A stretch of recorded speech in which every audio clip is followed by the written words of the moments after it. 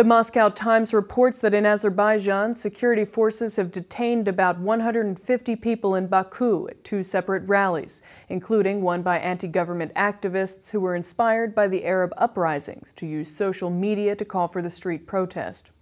Police said 43 people were detained at the protest this past week near the Oil Academy, a major university in central Baku. The following day, about 100 supporters of the opposition Musavat party were detained as they protested the ruling party, according to Musavat's leader. Azerbaijan, an energy supplier to Europe and a transit route for U.S. troops in Afghanistan, has been ruled by one family for nearly 2 decades.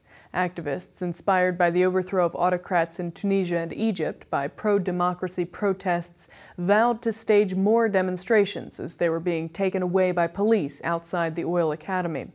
Human Rights Watch and Amnesty International called on the authorities to immediately release all the detained.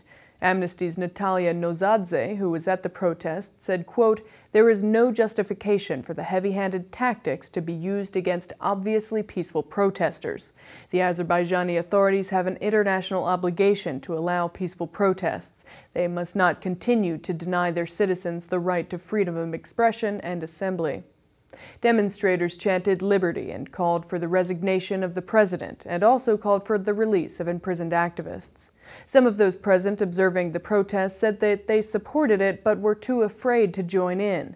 The square was surrounded by over 100 policemen. They targeted individuals chanting slogans, covered their mouths, and dragged them to the police vans from the crowd. Police punched several protesters in the head after they had taken them into custody. They also kicked protesters, journalists, and another Amnesty International staff member as they cleared the square. Musavat party leader Isa Gambar told Amnesty International, quote, "We are calling for radical change. We want genuine democracy. We want dissolution of the parliament and new democratic elections."